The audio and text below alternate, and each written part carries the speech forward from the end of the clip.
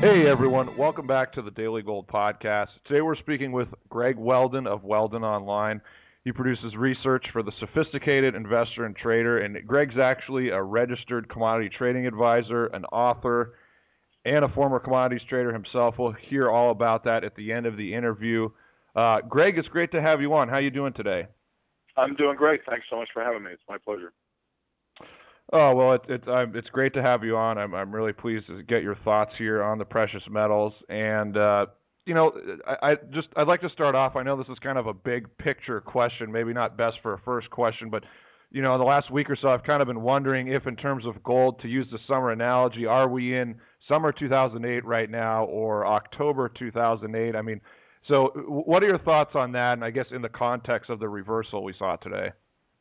Well, it's a good question, and I think you pick an interesting point, and I could answer it with really kind of two little tangent answers. The one answer would be, yeah, we're kind of early stage 2008, if not even a little later stage 2007 in some respects, as it relates to the potential for a round of wealth deflation here. But I could also say we're not in 2008 at all, that we're actually in the spring / going into summer of 2012, in that this is a unique situation. This is not a dynamic that's going to be or is being led by the U.S. financial firms, with balance sheet issues, loan losses that can't be covered. That could certainly all cycle back around. But one of my fears here is that you have had, over the last 3 to 5 years, a lot of passive money invested in gold, invested in commodities, invested in petroleum, invested in a lot of the indexes and ETFs, that you have now. I mean, you hear commercials on television about the safety and security of gold and your wealth to be, stored in something that holds its value. That's certainly true over the long term. That's a credible, valid statement from a long-term perspective. In the short-term perspective, it can be wholly untrue for periods of time. And if we're headed into a period of time, which I believe we are already in, where, you have some wealth deflation that actually takes place in the metals. If you look at some of the mining shares, they're already below the 2008 lows. If this is some message, if this is a macro market message we're supposed to be reading off of that move, and gold is going to make a similar move, and you're going to take a lot of the wealth that's been parked in gold from when you rose above, say, 1,200, 1,300, and then again above 1,500. Big buying of gold as a store of value. Paper currencies are no longer valid. Again, all credible arguments for the long term, but in the short term, feeling that pain of a loss of of some of your wealth would be something some of these investors might not be expecting. So part of my fear right here is that we're in a down cycle, that the Fed will not be quick to come to the rescue, and that could be problematic.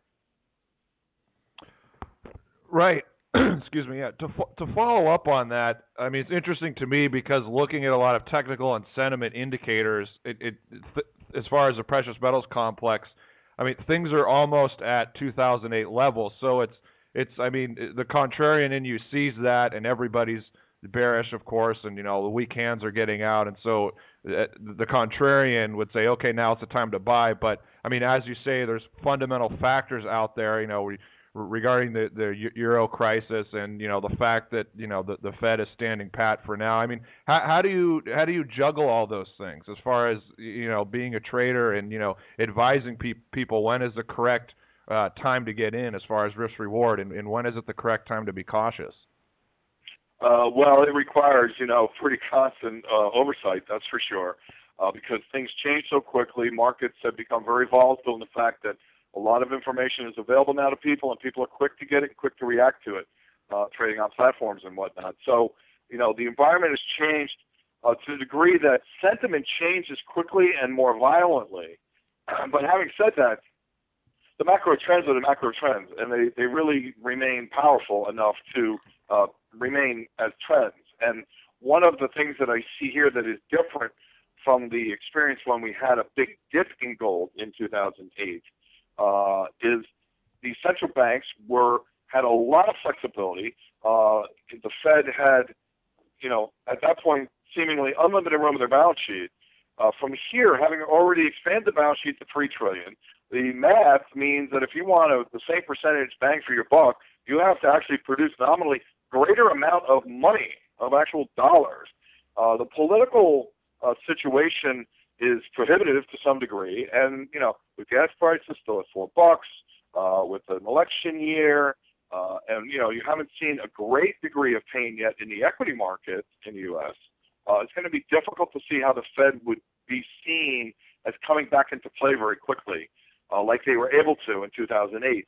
Plus, in 2008, you had a potential financial systemic risk factor that really does not exist to that degree in the U.S., at least right now. Now, again, that could change, but we don't have that situation where the Fed is going to be looked at as a backstop to the banking system right here. So that, again, removes a little bit of their impetus to be more freewheeling. I think it's going to take more pain in commodities and equities before the Fed is going to have the political will and the public mandate to become aggressive again. Now, let's as far as the Fed, let's talk a little bit more about the Fed before we get to Europe. Looking at economic data, it looks like things have been getting worse. However, we're not close to a recession, at least in my opinion. So that would seem to jive with what you're saying. I mean, how much worse does the economic data have to get before the Fed wants to step in, or is it a combination of economic data and also inflation expectations as far as seeing a bigger decline in commodities and in equities? Wow, I mean, there's like 3 questions in there, and they're all really worthy of answers. So I'll try and dissect it. I think the most interesting point you just made, and I hope I don't lose my focus on trying to juggle 3 answers all of a sudden. But in terms of the inflation expectations, it's very interesting to note that inflation has fallen rather precipitously, not only in the U.S. but globally, even to a greater degree in some places in Asia where it was higher to begin with. To the point where with monetary policy essentially, with official short-term interest rates pinned at 0, a decline in interest rates causes a rise in real interest rates. So they're rising, they're still negative, but they're less negative than they were. And one of the things, too, you correlate equities and gold, much more powerful upside performances when real interest rates are falling. So in effect, the decline in inflation is putting pressure on monetary policy from the perspective of a tightening in monetary conditions because the Fed can't react to it by dropping interest rates in line with the decline in inflation. This is kind of problematic going forward. When you have a housing market that is sideways at best, when you have a labor market that remains in the grips of deflation, you can't produce enough jobs to meet population growth, let alone take down the 9 million people that are chronically unemployed that don't even longer count. But the flip side of that is the data shows a drop in the unemployment rate, which makes it tough for the Fed. They're boxed in by that, when in reality, the labor market is not fixed. Real and now nominal wages are deflating. How is the Fed supposed to address this? Certainly buying more treasury bonds probably is not a solution, for the things that were never fixed to begin with liquidity. So again, here kind of lies a problem to the degree that it does put the Fed in a precarious position. You need more pain, then they'll push aggressively. And when they do, it's the same dynamic that will be bullish for gold because you don't need this money in the real economy. The real economy is not fixed. It's not growing. There's no reflation. That money will go into the asset market. It's the only thing the Fed has left to try and maintain this entire house of cards. So that's what they'll do eventually. But I think you have turbulence between here and there. Any idea as far as the timing of that? I know some people are talking about after the election because of political reasons. So I guess in this question, I apologize because I know I have a habit of throwing numerous ideas into a question. But I love it. I guess what I'm looking for is maybe if you could, if you have any idea as far as when the timing of that action might be, and then maybe more specifically, what is going to be the catalyst that ignites the next phase of this bull market in precious metals? Yeah, that's a good question. I can turn it around now and take it as one question and give you 3 answers because the timing Yeah, it does seem to lay out politically. It does seem to lay out in terms of the actual time between now and the election being the number of months that it is. I like that time horizon. Um, the problem is that kind of seems almost too obvious at this point. The other time would be the other extreme to me, which is this could happen tomorrow. This is how tenuous this all is, to where, we think all of this, and yet that could change on a dime in a day. And I think the catalyst is really the answer to the question, because it isn't necessarily a timeline. It's to me a pain line, and that pain again goes back directly, primarily to the equities markets, to a lesser degree commodities and gold, of how much wealth deflation are people going to be willing to withstand before they start screaming for the Fed to act. So it's the equity market. How much pain we're going to see in stock markets before there's that public mandate again that it's acceptable for the Fed to pump in another, however many hundreds of billions of dollars. Not that that's the right thing to do. It really isn't. But, that's the reality. The right thing to do is 30 years behind us. The reality is they will do this, and the reality is that will be bullish for gold. So, the timing, to me, yeah, it lays out to the election. The timing could be much more quick if the stock markets really catch a downdraft here. And there is a degree of that probability that you have to contemplate. Well, I guess unfortunately for mining stock investors, the Fed doesn't really care what the HUI or GDX is doing. They're probably looking at the S&P 500. So, is there any level you're looking at? Because if you look at the chart of the S&P, it's still on an uptrend the last couple of years. The long-term uptrend doesn't appear to be threatened. Is there? Look, we got a nice rally the last couple of days. Does it have to fall below 1250? Is there any level that you're looking at? I kind of look at it more in the context of the U.S. has been a better performer. For one reason, the Fed has been more aggressive. For another reason, the banks have been more quick to act and been, helped out to a greater degree. So there isn't that risk of a systemic banking situation in the U.S., which allows it now to perform better than other markets. Having said all that, though, when you look at the bulk of equity markets around the world, the pattern very much looks corrective in the rally since the 2008 low, 2009 low, depending on what market you're looking at. It matches Fibonacci's, the moving average dynamics, the technical overlay in a lot of these situations. Brazil, for example. A lot of them made new highs. You could even take the fact that a lot of equity markets, particularly some of them in Asia, Thailand, for example, some of the real kind of the old tigers in Asia, actually made new all-time bull market highs. South Africa's another good case in point, whereas a lot of markets didn't. So, to that degree, that's divergence first. And then secondly, the ones that didn't map out bearishly relative to a long-term bull market that has mutated into, something of a secular bear market nature, where the rally was corrective and we're down now threatening to go into, kind of what would be a third wave.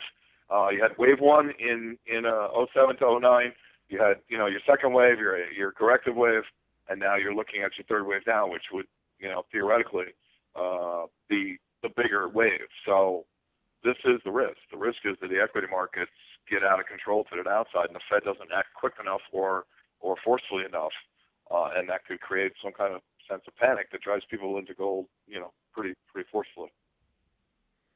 Okay, before we talk about the work that you do, any last comments you want to make on maybe something that we didn't touch on yet? I think that the one point that 2 points I'll make. One is the analogy I like to use, which is the kitchen sink. To me right now, it's not whether it's academically correct or not, whether it's the right thing to do or not. The situation of monetary policy being dependent upon the liquidity spigot to remain open is the reality, because the reality of avoiding a debt deflation, which is considered more painful than a price reflation. The situation is you have the sink.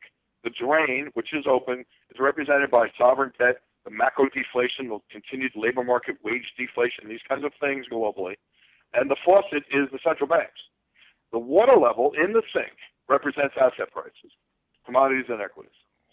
It's very simple. If you are running the faucet with enough water that offsets the degree of drainage, the water level in the sink, i.e. asset prices, will rise.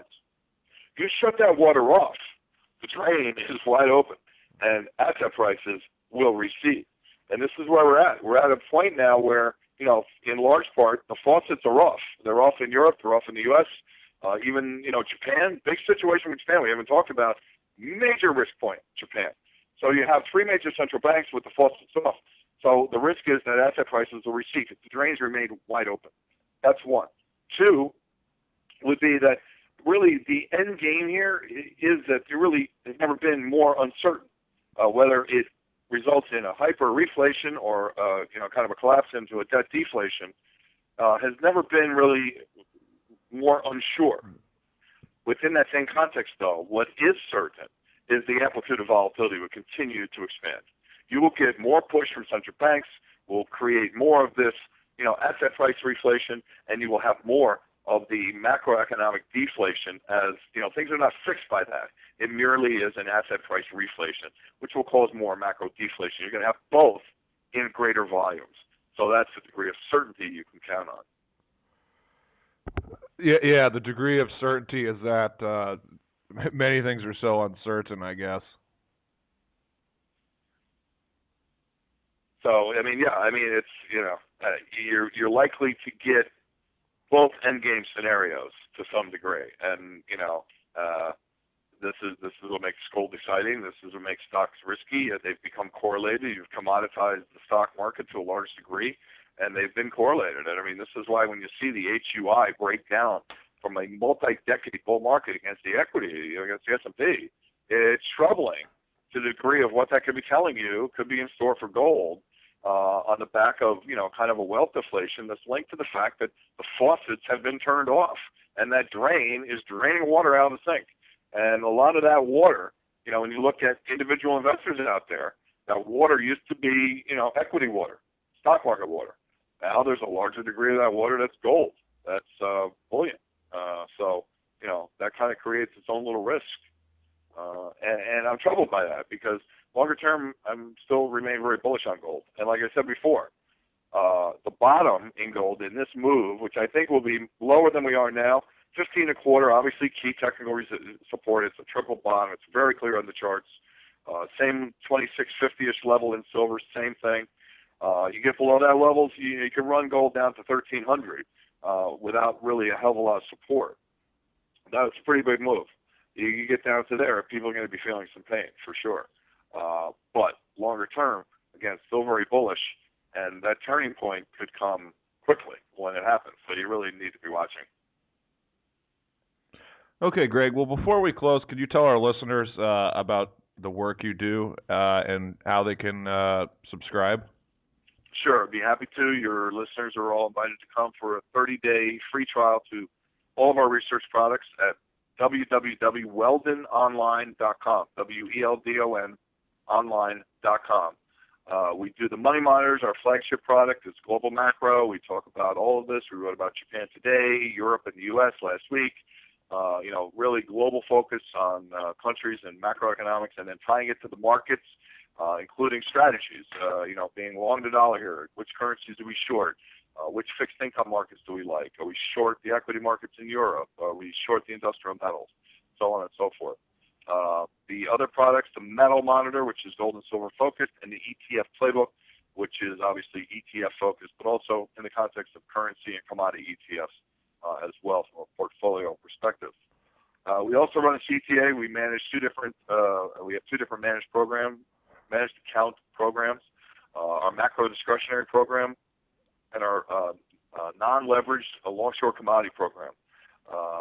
Pretty much speak for themselves. A macro discretionary trades right in line with the research. It's top-down macro with bottom-up technical. Like to meet in the middle and come up with our strategies. And then the non-leveraged commodity long-short program is designed to take advantage of the volatility and the movements in the commodity markets on a non-leveraged basis, where you actually own the degree of commodities that you have money in your account. And it's a pretty unique setup, and we're pretty excited about the prospects for the performance of that program. So information is available on the website. Okay, Greg. Well, thanks so much for taking time out of your busy schedule to speak with us today. I really appreciate it and your great insight, and hope to have you back again soon. Yeah, it's my pleasure. Thanks for having me.